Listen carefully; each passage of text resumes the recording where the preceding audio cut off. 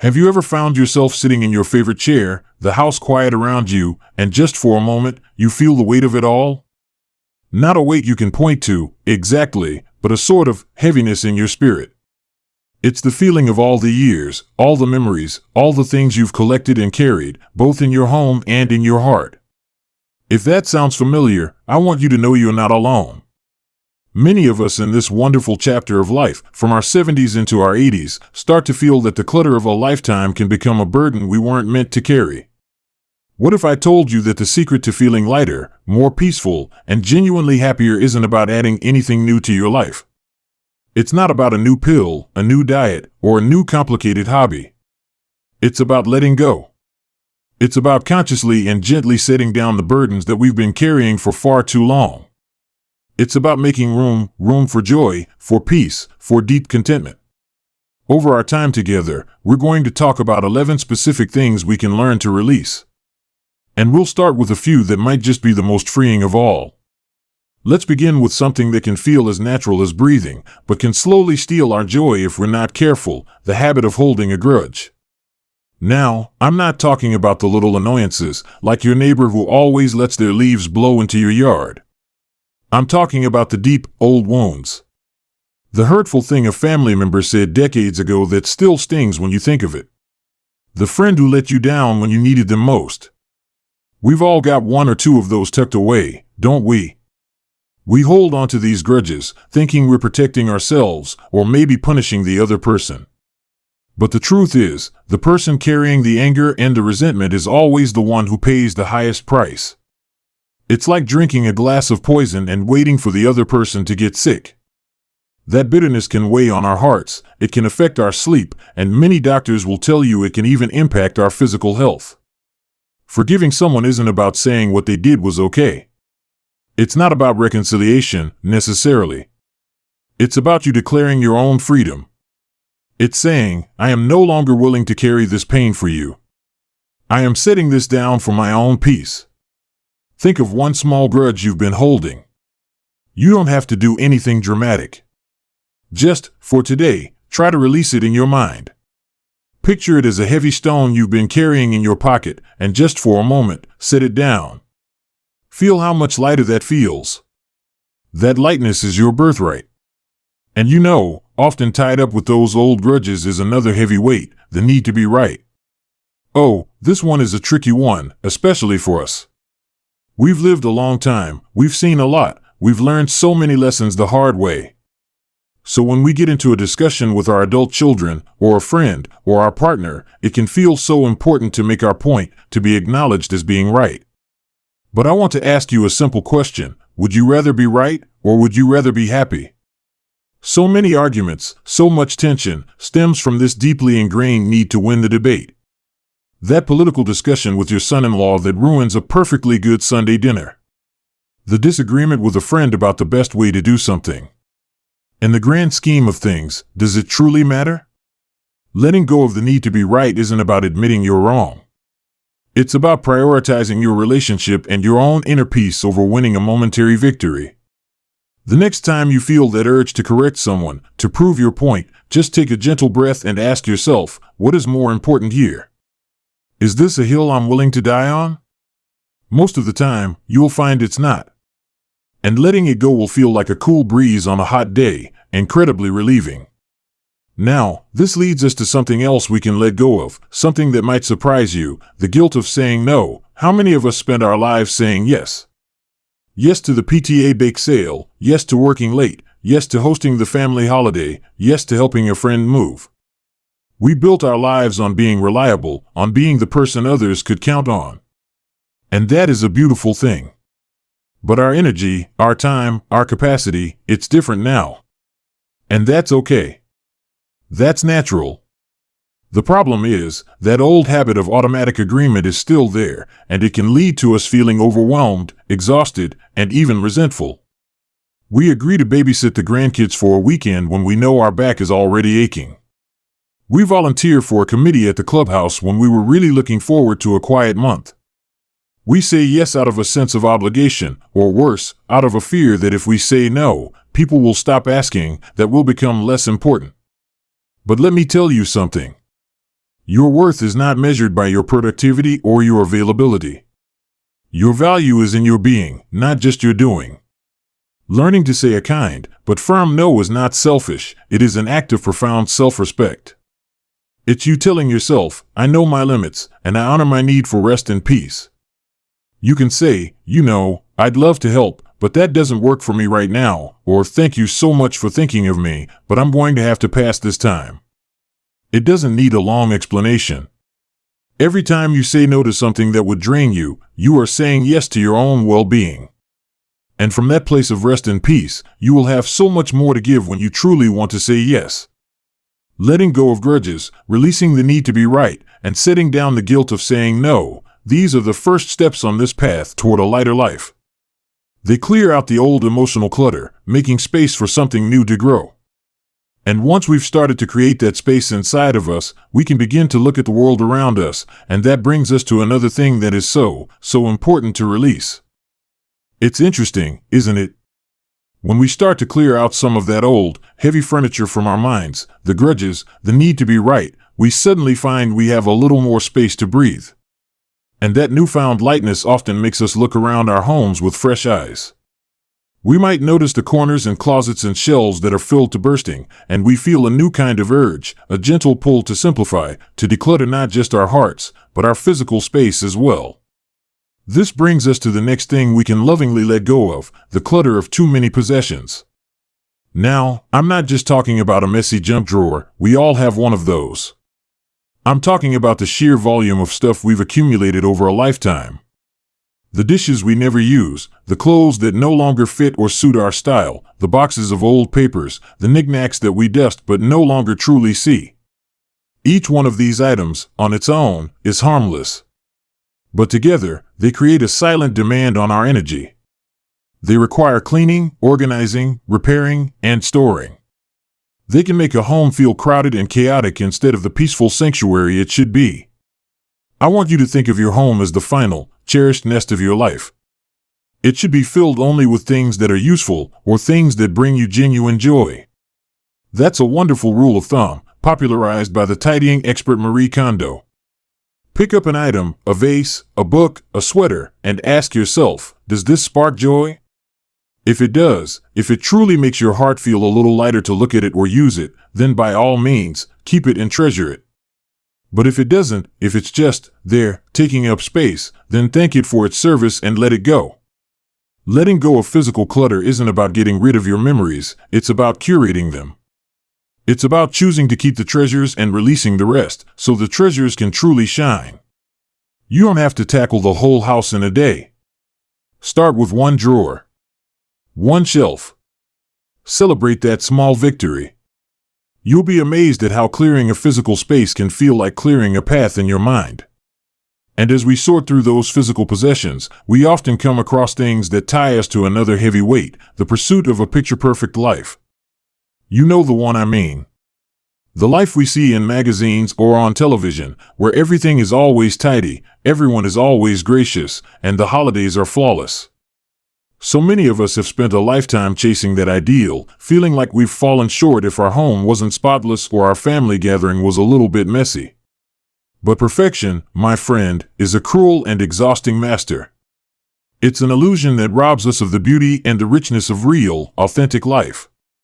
The gravy was a little lumpy? That's the story you'll laugh about next year. The grandkids made a mess in the living room? That's the sound of a family full of life and energy. Letting go of perfectionism is about embracing what is real over what is ideal. It's about swapping perfection for peace. It's giving yourself permission to be good enough. To have a home that is clean enough, a meal that is tasty enough, and a life that is joyfully, wonderfully imperfect. When you stop striving for perfection, you start appreciating the beautiful, slightly flawed, and utterly precious reality of your life right now. You find peace in the quiet moments, joy in the small successes, and humor in the little mishaps. It is one of the most liberating feelings in the world. Now, this idea of letting go of perfection is closely linked to something else, something that can be a little tougher to release, but is absolutely vital for our peace of mind. And that is the habit of constant worry. Oh, the worrying mind. It can run circles around us, can't it? We lie awake at night worrying about our health, our finances, our children, our grandchildren, the state of the world. It feels like we're doing something, like we're being responsible by worrying. But worry is not preparation. Worry is just the imagination used in a negative way, creating problems that haven't even happened yet. I'm not saying we should be careless or ignore real problems. But there's a vast difference between prudent planning and the endless, cyclical anxiety of what if. What if my test results are bad? What if my daughter loses her job? What if the stock market crashes? This kind of worry is like a rocking chair. It gives you something to do, but it doesn't get you anywhere. It just drains your precious energy and robs you of the present moment. The one we're guaranteed, right now. So, how do we let go of worry? We practice gently bringing our minds back to the present. When you find yourself spiraling into a what-if scenario, pause. Take a deep, slow breath. Look around you. Name 5 things you can see, 4 things you can feel, 3 things you can hear. This simple act grounds you back in the reality of this moment, which is often perfectly okay. Another powerful tool is to create a worry period. Tell yourself, I am not going to worry about this right now. I will give myself permission to worry about it from 4 to 4:15 this afternoon. It sounds silly, but it works. Most of the time, when 4 o'clock rolls around, the problem either doesn't seem as big, or you've forgotten what you were so worried about. You begin to train your mind that it doesn't have to be on high alert all the time. You are taking back control, and that leads to a profound and lasting sense of peace. Letting go of our physical clutter, the illusion of perfection, and the habit of worry, these are ways we honor our present selves. We are choosing a reality that is simpler, kinder, and more peaceful. And once we've made that choice, we can turn our attention to one of the most beautiful and challenging things to release, the person we used to be. It's remarkable, the sense of calm that can settle in when we stop fighting the things we cannot change. When we let go of the worry and the need for everything to be just so, it's as if the world itself becomes softer, easier to move through. And in that newfound softness, we often find ourselves face to face with one of the most subtle, yet powerful, attachments of all, the attachment to our former selves. This leads us to the next thing we must gently release, the identity of who we used to be. For decades, we were defined by our careers, the teacher, the nurse, the engineer, the manager. We were the neighborhood go-to person, the one who could run a marathon, host a party for 20, or lift a heavy box without a second thought. Our bodies were strong, our energy seemed limitless, and our roles were clear. It can be so difficult when that changes. We look in the mirror and sometimes see a stranger. We feel a pang of loss when we can't do something that was once so simple. But my dear friend, clinging to that old identity is like trying to wear a coat that no longer fits. It's uncomfortable, it's restrictive, and it prevents you from wearing the beautiful, new, perfectly tailored coat of who you are now. This chapter of life isn't about being less, it's about being different. It's about trading the strength of your back for the wisdom of your experience. It's about swapping endless stamina for deep, appreciative stillness. Your value is not diminished, it has been transformed. Instead of being the doer, you can now be the wise one, the storyteller, the calm presence. Embrace the new you. Find the freedom in no longer having to prove anything to anyone. This is your time to be, simply and wonderfully, yourself. And as we release that old identity, we can also begin to loosen our grip on something else that often goes hand in hand with it, the need for total control. We've spent a lifetime being in charge of households, of projects, of budgets. We learned that if you want something done right, you do it yourself. But life has a way of teaching us, especially now, that so much is ultimately beyond our control. We can't control our adult children's choices, no matter how much we might want to. We can't control the weather, the traffic, or the test results from the doctor. Trying to micromanage every detail of our lives and the lives of those around us is a recipe for exhaustion and frustration. Letting go of control is not about giving up. It's about stepping into a state of acceptance and trust. It's about focusing your energy on the things you can influence, your own attitude, your own reactions, the kindness you show to others, and surrendering the rest. Think of it like floating on your back in a swimming pool. When you stiffen up and fight it, you sink. But when you relax and trust the water to hold you, you float. Life is much the same. When we stop fighting the current of what is, we find we are supported. We find a flow that is far easier and more graceful than constant struggle ever was. This beautiful act of surrender naturally brings us to one of the most joyful things we can let go of, the idea that it's too late for us. Too late to learn, too late to grow, too late to find a new spark of joy. What a limiting and, frankly, untrue story that is.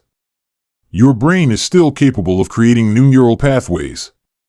Your heart is still capable of wonder. It is never, ever too late to pick up a paintbrush, to learn a few words of a new language, to listen to a new genre of music, or to strike up a conversation with someone interesting.